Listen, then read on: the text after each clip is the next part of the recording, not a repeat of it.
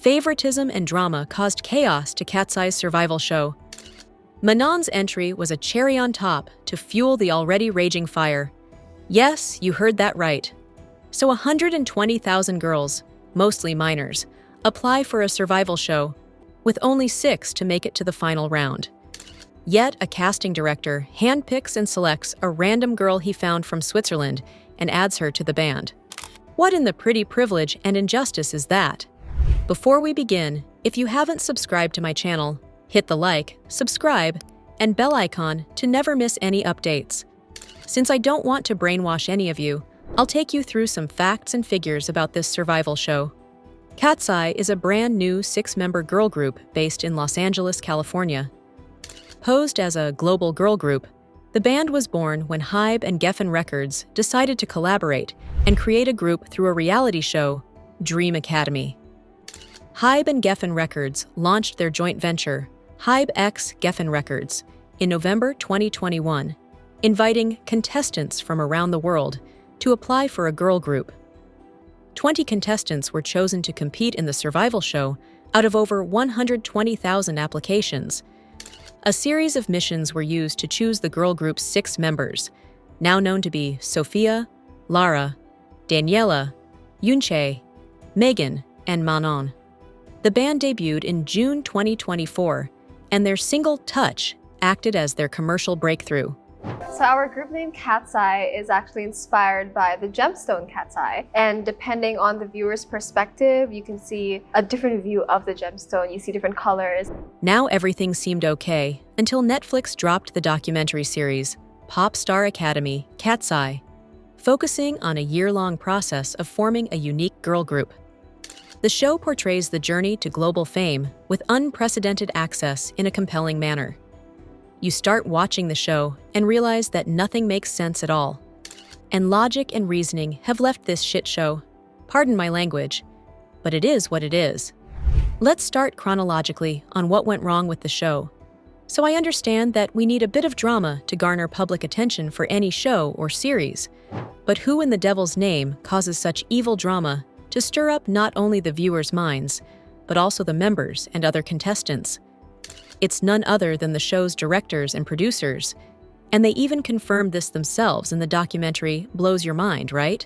Creating misunderstandings among the girls just to gain some revenue is so sick. For a moment, even if we leave this all aside, let's talk about Manon, one of the last members. While many argue that she had pretty privilege, I seem to have different views. Even though Manon was scouted through social media by Hybe, she didn't apply for the program like others did. This might have played a part in all the mistreatment she faced throughout the show, but she was trying her best to fit in. Since she joined late and was struggling to keep up with the pace, she also fell sick and missed classes, and eventually left the dorm where all the other contestants were living. This drew unwanted criticism and maltreatment towards her, not only from the crew, but also from her fellows. The fans and viewers loved her because obviously she had that face card that slayed, and given her nature, I mean, who wouldn't fall for her? Yes, we all would agree that she acted cutesy and had that adorable, pretty face. As she was already popular on social media, even if she wasn't working hard enough, fans, viewers would overlook her minimal efforts and appreciate her pretty looks that would attract fans and viewers. So perhaps this has played a part in her not caring much about the group or show at first, as seen in the documentary, since she had already caught viewers' attention and votes and was literally handed over the opportunity for which she didn't have to try.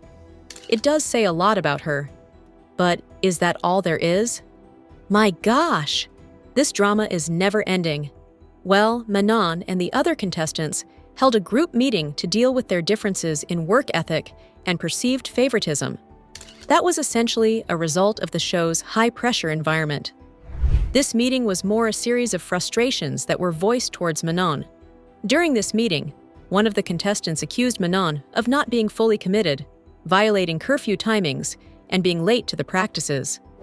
I resonate with her because if everyone is making efforts and working their ass off, but that one person does comparatively less better and rises to the top, anyone would get pissed. It's only natural and human nature that you start harboring ill feelings for that person when your group efforts are being overshadowed because of a single person. Even though Manon was ill during that time, she tried to defend herself but was mostly silenced. Despite this, Manon became a fan favorite and added tensions among the contestants.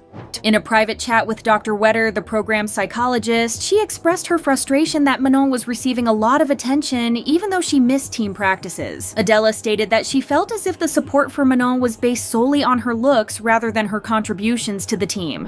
The girls in the Dreamacademy did not know that they were going to end up competing in a survival show that was messed up. Now everybody knows how intense and pressurizing survival shows are, and how public scrutiny and evaluation take a toll on one's emotional and mental health. This news came as a surprise and was so unsettling that it caused unnecessary emotional stress and confusion among girls. Manon, she's getting so much attention. You know, people are upset because she doesn't put a lot of effort and she doesn't show up for her teams a lot. The contestants felt they were subjected to unfair judgment and kept from the truth about their performance. This resulted in a contestant called Lexi leaving the competition, thus bringing to light the emotional toll the voting process took on the contestants. Secondly, the girls were not even informed about the long span of training that they would be having. Considering the fact that this was a collaboration of an American label with a Korean music label, one can expect the long hours, months, and even years of training to finally debut as a group, since that's a culture in Korea. The girls roughly trained for a year before debuting.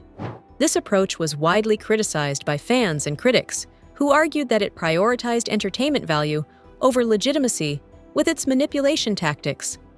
Manon even mentioned that they only had 1 week of holiday, which is shocking. Imagine being a teenager and being exposed to new and toxic people, and even culture, and not being able to meet your family and share the burden with them. This would definitely damage one's mental health and even hamper physical well-being.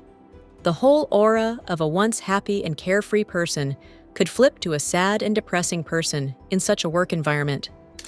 This questions the ethics of reality TV production, especially in the high-stakes environment of K-pop survival shows. Training them for a year, hiding from them that it would be a survival show. Survival shows can be absolutely brutal and damaging. That kind of mass exposure and judgment of today's world is really tough to deal with. She decides to ramp things up by sitting the girls down and showing them private interviews where they said not only who they want to be in the group with, but who they think will be eliminated next. In the end, I would just say that there are always two sides to a story, and even though Manon was a wild card, she should not have shown entitlement to all the fan love she was receiving just because she was popular. But with that being said, I also do not support the unjustified hate and maltreatment of other members and the production team towards her. They could have just politely addressed the issue and made peace with each other. Secondly, the contestants and everyone else needed to understand that fan love and popularity weren't something Manon could control. The hate towards her was uncalled for. Lastly, in my opinion, the production team must prioritize work ethics and moral values, and most importantly, trainees should be considered humans with emotions and not robots that one can play with. And this will be all for today.